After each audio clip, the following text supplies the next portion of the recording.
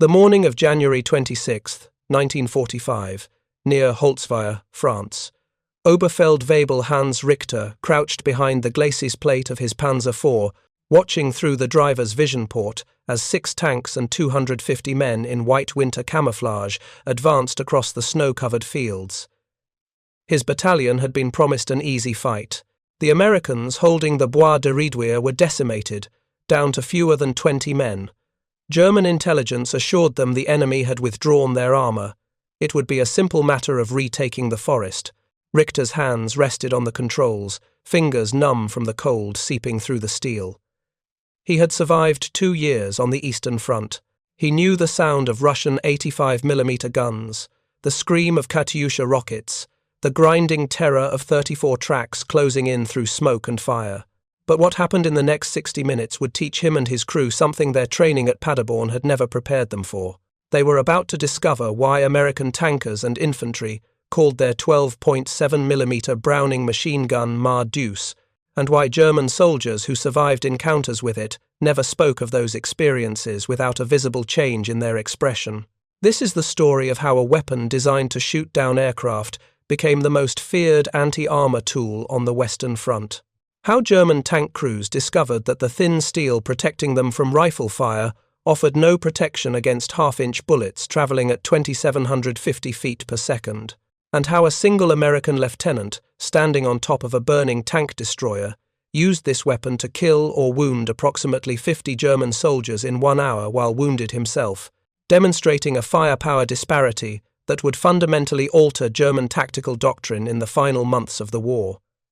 The problem started with a misunderstanding that would cost thousands of German soldiers their lives. If you're enjoying this deep dive into the story, hit the subscribe button and let us know in the comments from where in the world you are watching from today.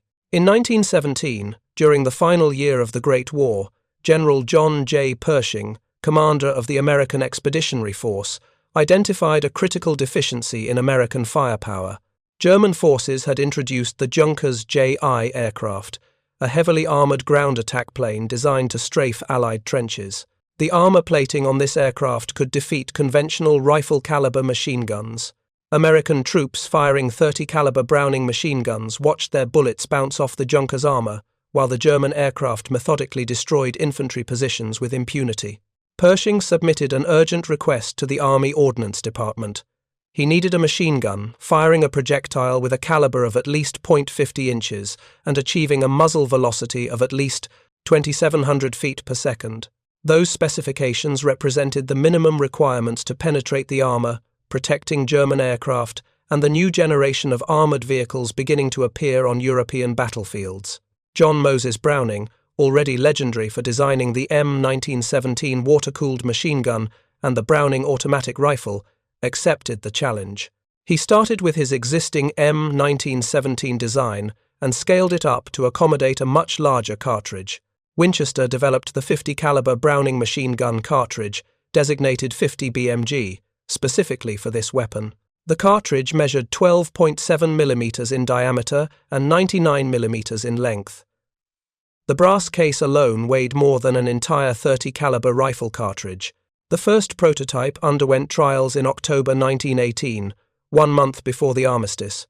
The weapon failed to meet specifications. It fired fewer than 500 rounds per minute and achieved a muzzle velocity of only 2,300 feet per second. That velocity was insufficient to defeat German armour at combat ranges. The war ended before Browning could perfect the design, but development continued through the 1920s. The breakthrough came from an unexpected source. American forces had captured several German M1918 T-Gewehr anti-tank rifles during the final weeks of the war. These weapons fired a 13.2mm round that achieved a muzzle velocity of 2,700 feet per second and could penetrate armour 1 inch thick at a range of 250 yards. Winchester engineers studied the German cartridge design and modified the 50-caliber round to achieve similar performance. By 1921, the improved ammunition reached a muzzle velocity of 2,750 feet per second. Browning completed the M1921 heavy machine gun in 1921. The weapon was water-cooled, belt-fed, and weighed 121 pounds with the cooling system filled. Empty. It still weighed 79 pounds. The water jacket and cooling system made the weapon impractical for mobile warfare. Through the 1920s and early 30s, engineers worked to develop an air-cooled variant that maintained reliability while reducing weight. The M2 heavy barrel variant, designated M2HB, entered service in 1932. The air-cooled design reduced the weapon's weight to 84 pounds without the tripod. More importantly, it proved reliable under sustained fire without the complexity of a water cooling system. The heavy barrel could sustain fire for extended periods without overheating, though gun crews were trained to fire in bursts to maximize barrel life. The M2 fired from a closed bolt, using a short recoil operation. When the gun fired, the barrel and bolt recoiled together for approximately 3/4 of an inch. During this recoil, the bolt rotated and unlocked from the barrel. The barrel then stopped moving while the bolt continued rearward, extracting and ejecting the spent cartridge case. A return spring drove the bolt forward, chambering a new round from the fabric belt. The entire cycle completed in a fraction of a second, allowing a sustained rate of fire between 400 and 550 rounds per minute. The ammunition specifications revealed why the weapon would prove so devastating against lightly armored vehicles. The M2 armor-piercing round, standardized in 1940, used a hardened steel core weighing approximately 622 grains, slightly over 1.4 ounces. At 100 yards, this projectile could completely penetrate .875 inches of homogeneous armor plate, approximately 22 millimeters. At 547 yards, it could still penetrate .75 inches, or 19 millimeters of hardened steel. For comparison, the Panzer II light tank had maximum frontal armor thickness of 35 millimeters on the hull front and turret front, but only 14 millimeters on the hull sides and 10 millimeters on the hull rear and roof. The Panzer III, Germany's primary medium tank in 1941 and 1942, featured 30 millimeters of frontal armor on early models, but side armor ranged from only 20 millimeters to 30 millimeters depending on the variant. The hull roof was typically 16 millimeters thick. The Panzer IV, Germany's most numerous medium tank throughout the war, had similar vulnerabilities. While the frontal armor reached 80 millimeters on late-war variants, the side hull armor remained 20 millimeters on most models, and the roof was between 10 and 16 millimeters thick depending on location. This created a lethal reality that German tankers would discover too late. The M2 Browning, firing armor-piercing ammunition, could penetrate the side and rear armor of every German light tank, and could penetrate the sides, rear, and top armor of German medium tanks, including the Panzer III and Panzer IV, under favorable conditions. More devastating still, the armor-piercing incendiary rounds, designated API, would ignite fuel and ammunition upon penetration. But the true horror of the M2 against armored vehicles was not always penetration. Even when the projectile failed to completely penetrate armor, the impact created a phenomenon called spalling. When a high-velocity projectile struck armor plate at sufficient velocity, the kinetic energy transferred through the metal caused fragments of armor to separate from the interior surface. These fragments, traveling at hundreds of feet per second, would ricochet inside the fighting compartment like shrapnel from a grenade. Spalling could kill or maim tank crews without the armor being visibly penetrated from the outside. A loader standing near a side armor plate could be struck by multiple armor fragments simultaneously. The cramped interior of a tank meant that spalling fragments had nowhere to go.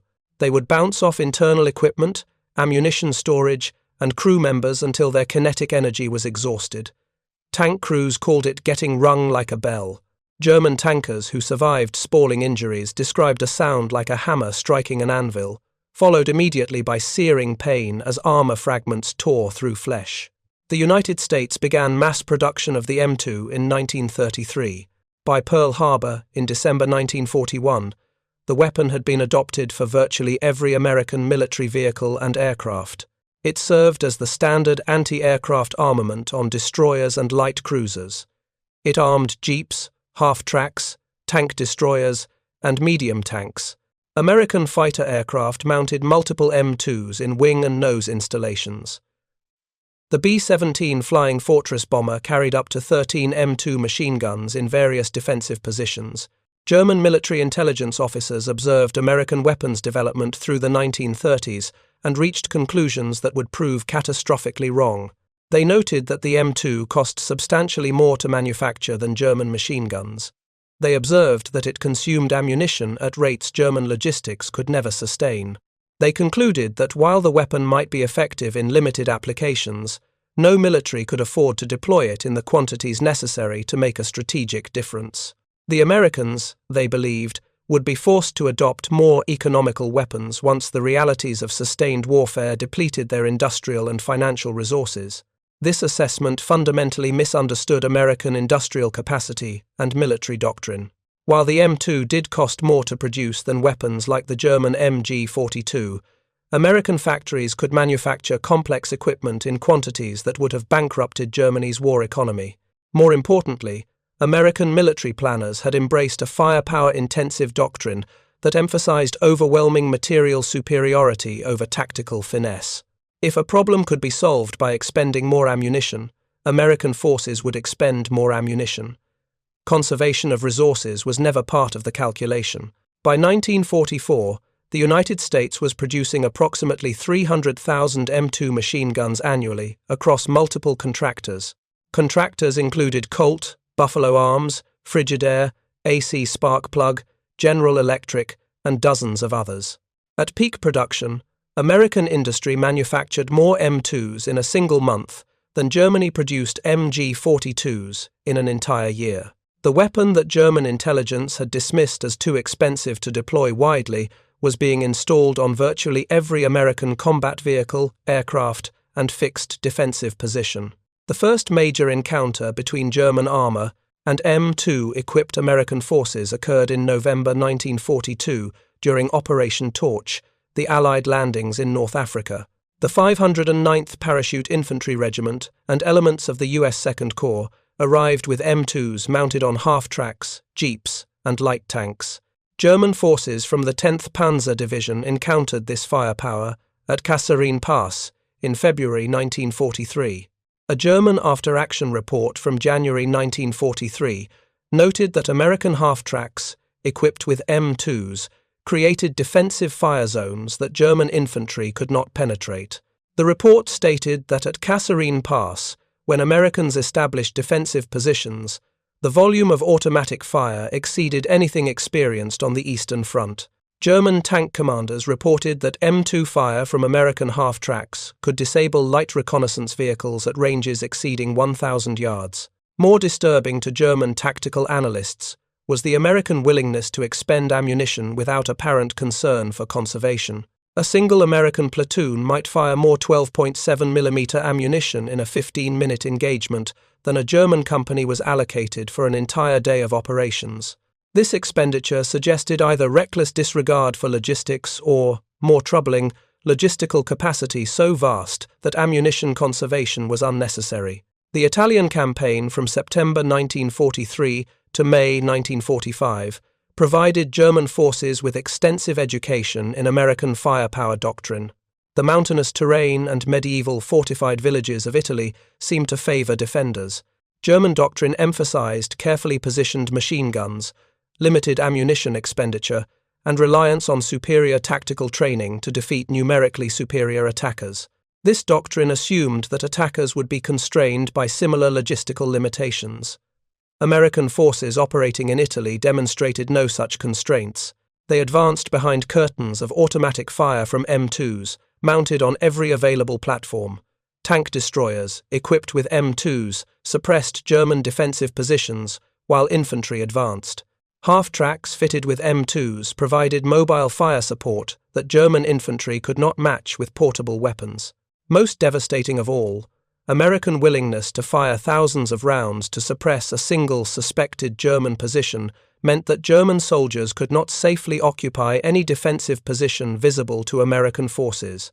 At Monte Cassino in January through May 1944, German paratroopers from the 1st Fallschirmjäger Division, veterans of Crete and the Eastern Front, reported that American attacks followed a consistent pattern.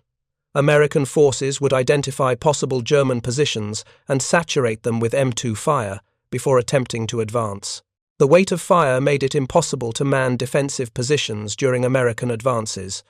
German soldiers learned to abandon their positions when M2 fire began and attempt to reoccupy them only after American forces had passed.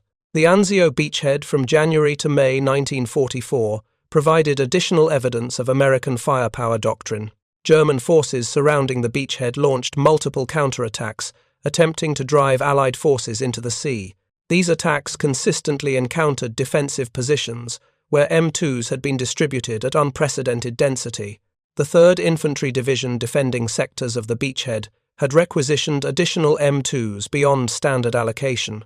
Company commanders positioned these weapons to create overlapping fire zones that German infantry could not cross.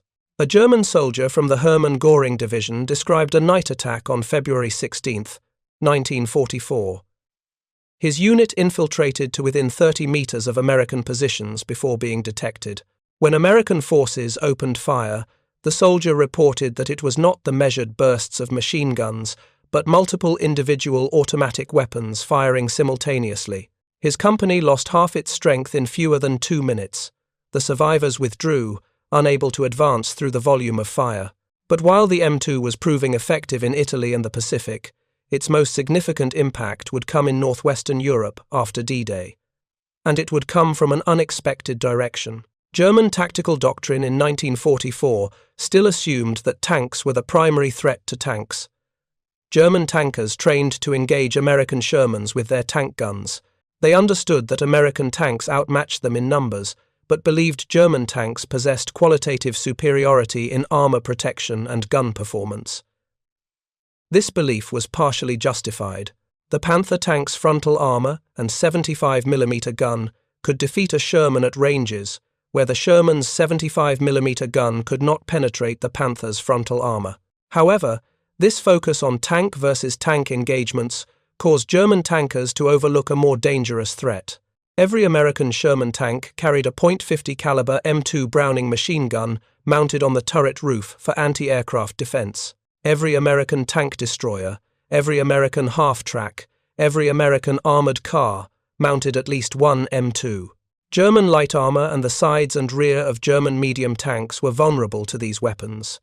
More critically, German tank crews rarely understood this vulnerability until they experienced it in combat. The vulnerability was not limited to penetration. When M2 armor-piercing rounds struck German tank armor without penetrating, the impact still caused spalling inside the fighting compartment. A burst of 15 to 20 rounds, striking a Panzer IV's side armor in rapid succession, could create enough spalling to incapacitate or kill crew members, even if none of the rounds achieved complete penetration. The psychological effect was severe. Tank crews who survived such attacks reported being unable to determine whether their armor had been penetrated or whether they had been struck by ricochets or spalling. The confusion added to the terror. German tankers entering Normandy had been assured by their officers that American tanks posed a manageable threat. The Panther could defeat a Sherman at 1,500 meters. The Tiger could penetrate Sherman armor at ranges approaching 2,000 meters. German doctrine emphasized engaging American armor at distance, using superior optics and gun performance to destroy enemy tanks before they could close to effective range. This doctrine made sense against other tanks. It failed catastrophically against a weapon system German planners had not adequately considered. Staff Sergeant Kurt Weber commanded a Panzer IV assigned to the 2nd Panzer Division near Saint-Lô in July 1944. His tank had survived 3 weeks of combat against American forces. He had learned to fear American artillery, which fell in volumes that defied German comprehension. He had learned to avoid American tank destroyers, whose 76mm guns could penetrate his tank's frontal armor. But he had not yet encountered an M2 Browning machine gun at close range. On July 18th, Weber's tank moved through bocage country south of Saint-Lô. The terrain consisted of small fields separated by thick hedgerows, ancient earthen walls overgrown with vegetation. Visibility was limited to 50 meters in most directions. The confined spaces negated German advantages in long-range gunnery. Combat occurred at ranges where even obsolete weapons could penetrate modern armor.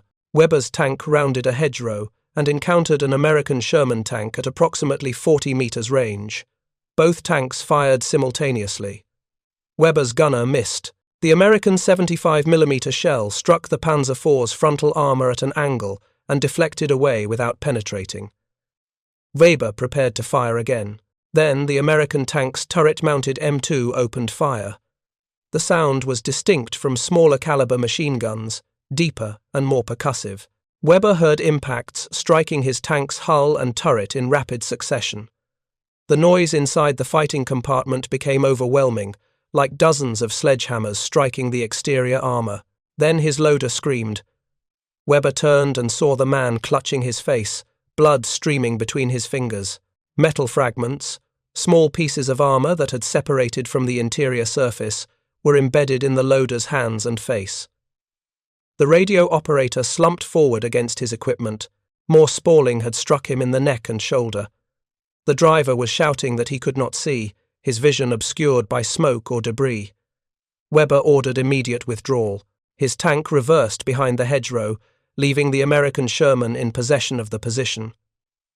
Weber's crew had been defeated, not by the Sherman's main gun but by its secondary armament, a weapon German intelligence had described as suitable only for anti-aircraft defense. This experience repeated itself across Normandy throughout July and August. German tank crews learned that American vehicles carrying M2s could damage or destroy German light armor and could disable German medium tanks through spalling, even without achieving penetration. More psychologically devastating was the realization that American crews seemed willing to expend hundreds of rounds of 12.7mm ammunition in engagements that German crews would have fought with 5 or 6 carefully aimed tank gun rounds. The American doctrine was simple and terrifyingly effective. When encountering German armor at close range, American tank commanders would saturate the target with M2 fire while maneuvering for a clear shot with the main gun. The M2 fire did not need to penetrate armor to be effective. It suppressed German crews, disabled vision blocks and periscopes, and created spalling that wounded or killed crew members. German tankers who survived these engagements reported being unable to effectively fight back because the constant hammering of M2 rounds against their armor made it impossible to concentrate. By August 1944, German tank crews in Normandy had learned to fear American M2s as much as American tank guns. Surviving German after-action reports from this period consistently noted the devastating effect of American heavy machine gun fire. One report from the Panzer Lehr Division stated that American automatic weapons employment exceeded German capabilities by a factor of 5 to 1. German tanks that survived encounters with American armor frequently withdrew with wounded crew members, even when the tanks themselves remained mechanically operational. The M2's effectiveness extended beyond anti-armor roles. German infantry discovered that the weapon could penetrate fortified positions that would stop rifle-caliber ammunition. Brick walls, sandbag emplacements, wooden buildings, even some concrete structures could be defeated by sustained M2 fire. American doctrine called for using M2s to suppress any position that might contain enemy personnel. The volume of fire made it impossible for German defenders to return fire effectively. The weapon's psychological impact was as significant as its physical destructiveness. German soldiers who had never been fired upon by an M2 could not adequately prepare themselves for the experience. Veterans described the sound as uniquely terrifying, deeper and more menacing than other machine guns. The visible tracers, every fifth round loaded in ammunition belts, created streams of light that psychologically suggested an unending supply of ammunition. German soldiers trained to count rounds and estimate when enemy weapons would need to reload found this training useless against American forces, equipped with M2s. The weapons simply never seemed to stop firing. But the M2's most famous combat action would occur in January 1945, when a single American officer demonstrated exactly how devastating the weapon could be in the hands of someone willing to stand exposed to enemy fire for more than an hour. Second Lieutenant Audie Murphy was 19 years old and had been fighting since the invasion of Sicily in July 1943. By January 1945, he had already earned the Distinguished Service Cross, 2 Silver Stars, and 3 Purple Hearts. He commanded Company B of the 15th Infantry Regiment, 3rd Infantry Division. On January 25th, his company had been ordered to secure the southern edge of the Bois de Riedvier, a large forest north of the village of Holtzwihr in the Alsace region of northeastern France. Company B had been decimated in previous fighting. Of the 120 enlisted men who had entered combat days earlier, only 18 remained effective. All other officers were dead or wounded. Murphy's company held a position at the edge of the forest, with 2 M10 tank destroyers positioned on a dirt road leading into the trees. The tactical situation was precarious.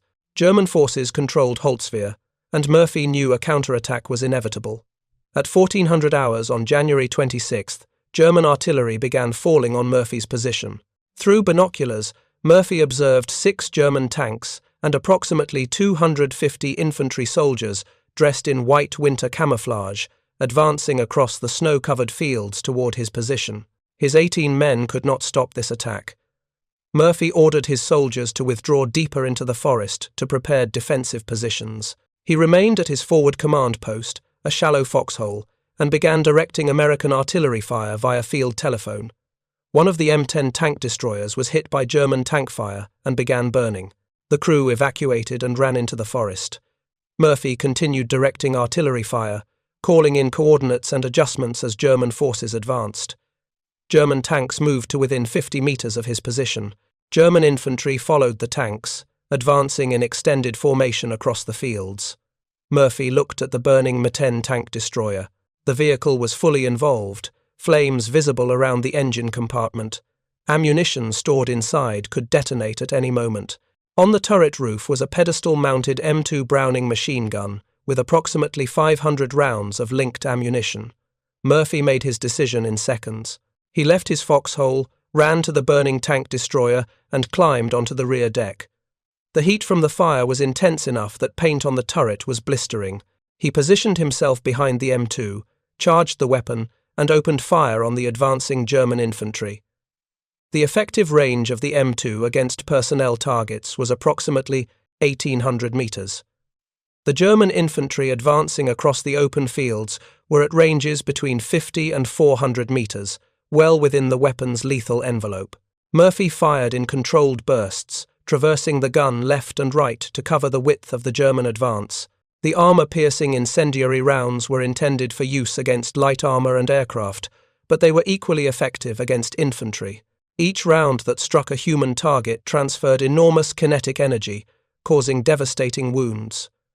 German infantry began taking casualties immediately. The soldiers in white winter camouflage had no cover in the open fields. They attempted to advance using terrain features, shallow depressions in the snow, anything that might provide protection. But the M2, firing from an elevated position on the tank destroyer turret, had clear fields of fire across the entire approach. German soldiers who attempted to go prone found that the weapon's bullets struck with enough force to penetrate frozen ground and still retain lethal energy. Murphy continued firing.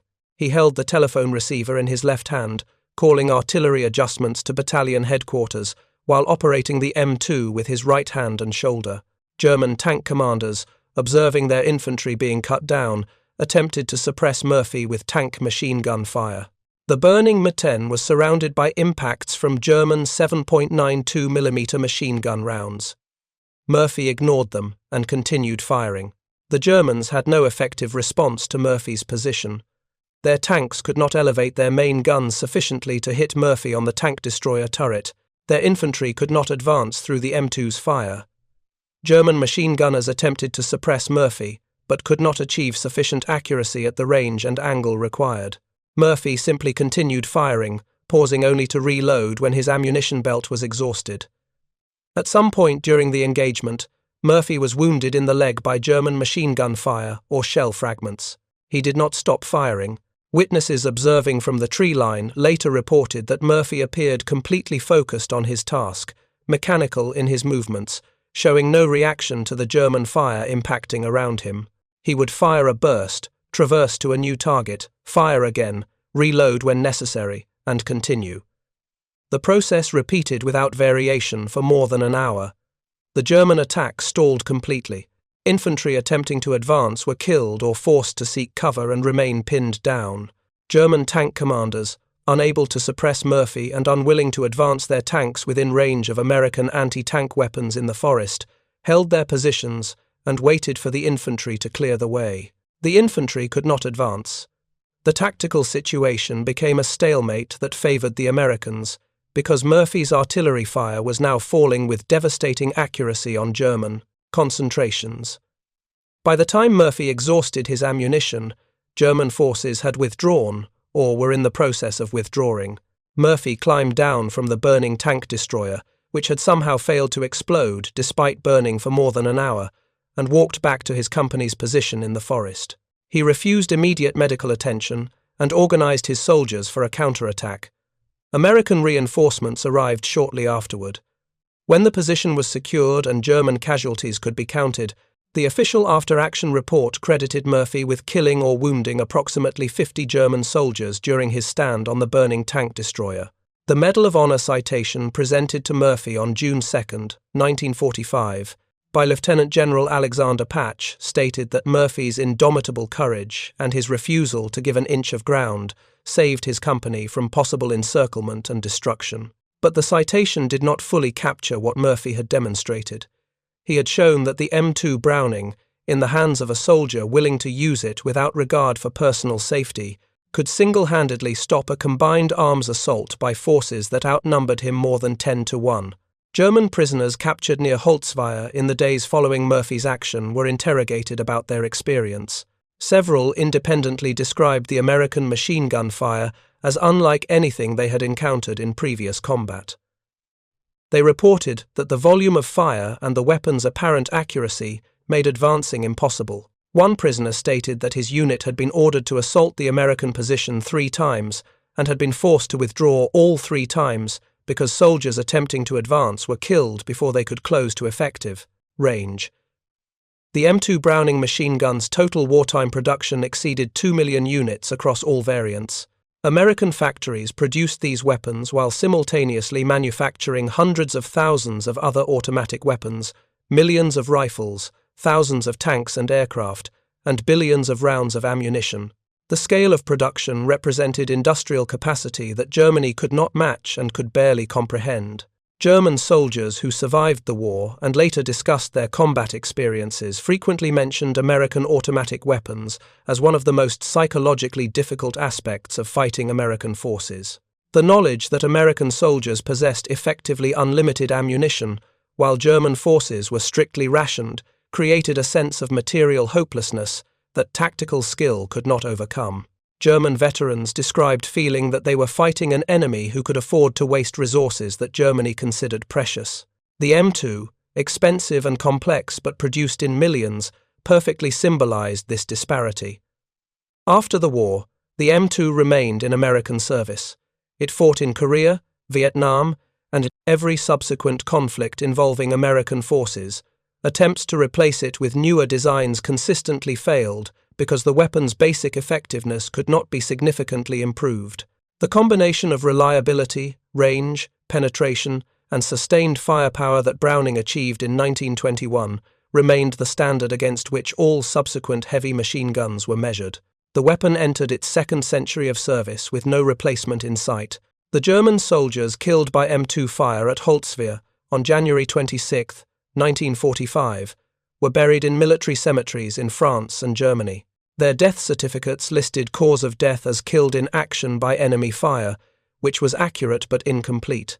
They had been killed by a weapon their military leadership had dismissed as too expensive and too logistically demanding to pose a strategic threat. They had died not understanding that American industrial capacity made concepts like too expensive irrelevant. They had faced a weapon system backed by an industrial base that produced complex equipment in quantities that transformed tactical possibilities.